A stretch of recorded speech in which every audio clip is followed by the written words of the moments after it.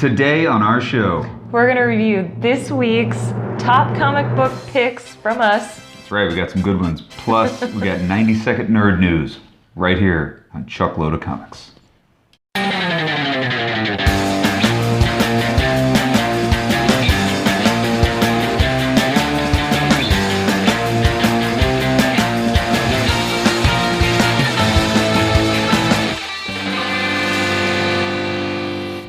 Hello! Welcome to Chuckload of Comics. I am Chuck Lindsay. I'm Shauna Lindsay.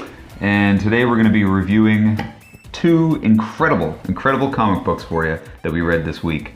But first, we want to say a big thank you to everybody joining us here from the Chicago Review of Books. Yes. They're an amazing literary review group and website that we've partnered with to kind of showcase our weekly comic book reviews. But yeah, it's a kick-ass site where you can go to everything literary, both Chicago-based books and all things worldwide literary. So check them out, shyreviewofbooks.com. But first, before we get into our reviews, we got a brand new segment we're gonna do. It's about that time. What time is it, Shauna? It is 90-second nerd news time! 90-second nerd news, here we go.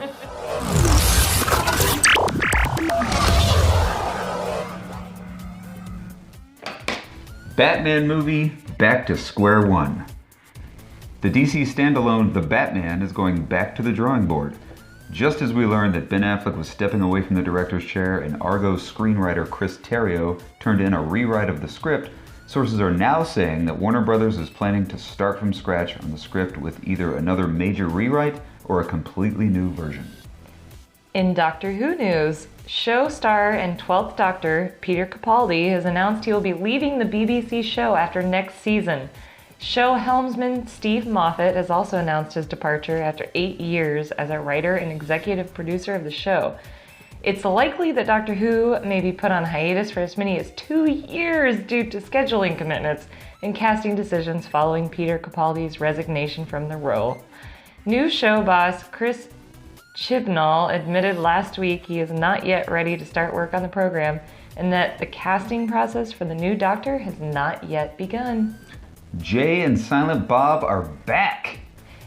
Kevin Smith revealed on Instagram this week that he's currently working on a film titled Jay and Silent Bob Reboot.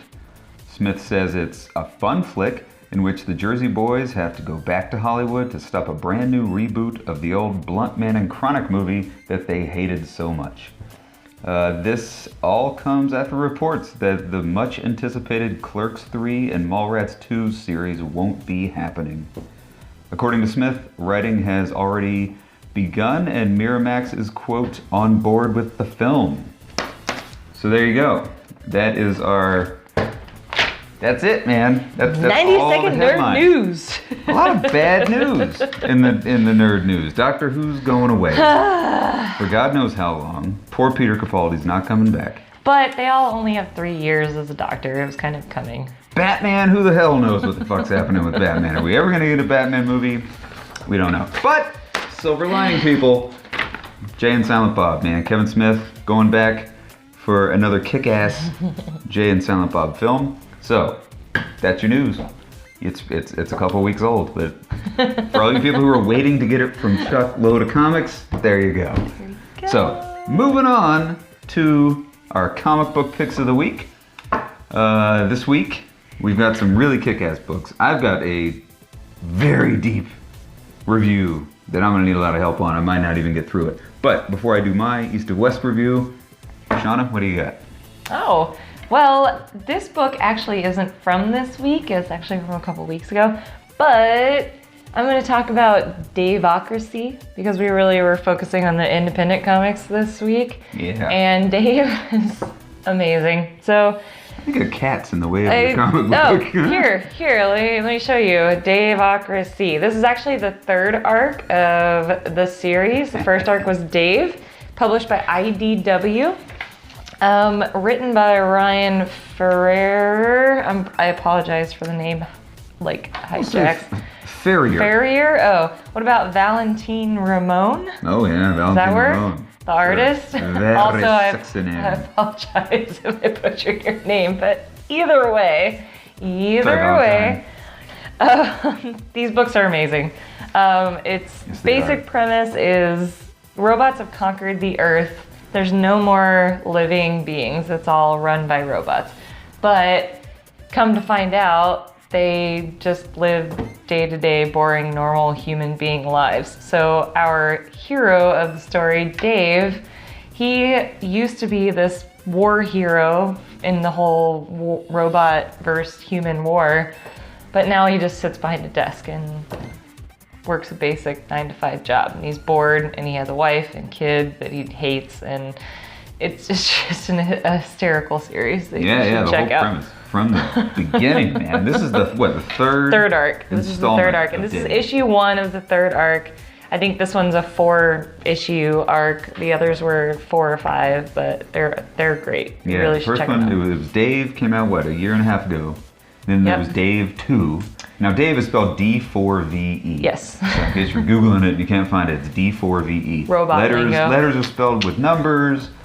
Yeah. If I'm thinking correctly, I mean, they worship Steve Jobs like he's God. I think Steve Wozniak is Jesus. I mean, the subtle jokes in this book are hysterical. Yes. It started as a webcomic from Monkey Brain Inc. So thank you, Monkey Brain. But Monkey Brain partnered with IDW to get it published for us lame people that actually want physical books in our hands. Walter.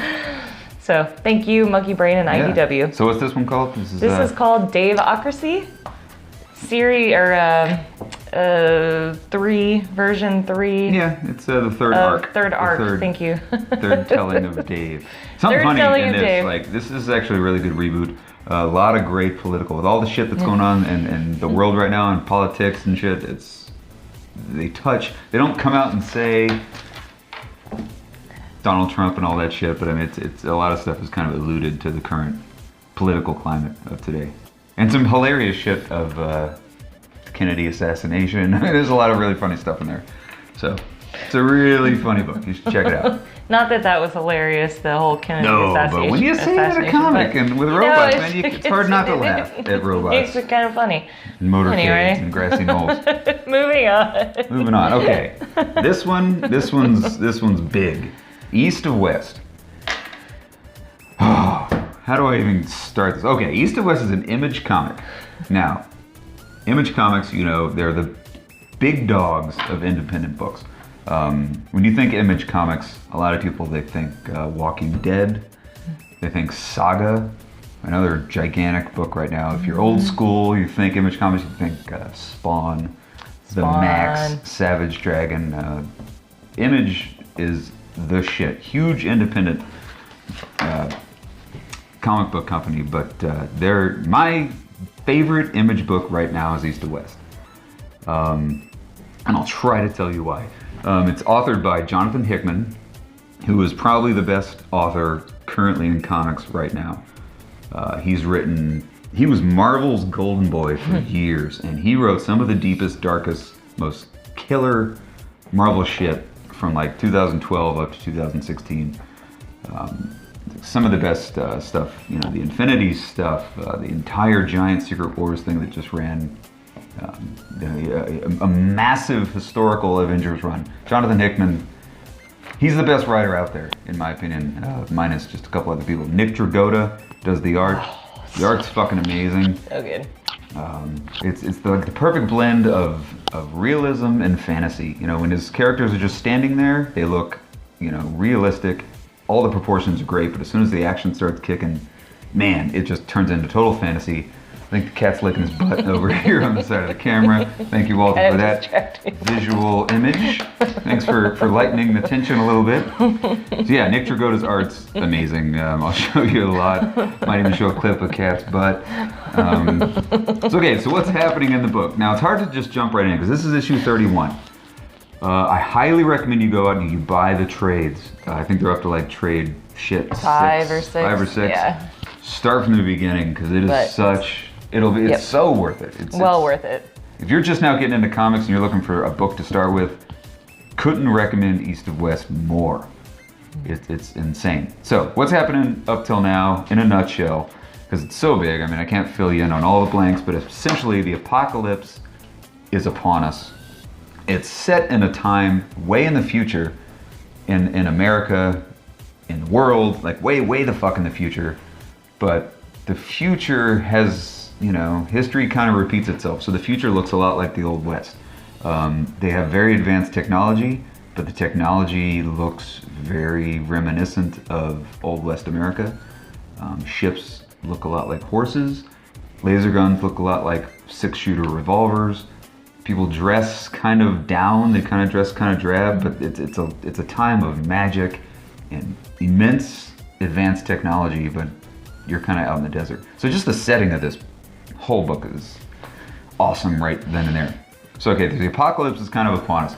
Right from the first book, you see 3 of the 4 horsemen of said apocalypse show up. You got war, conquest, famine.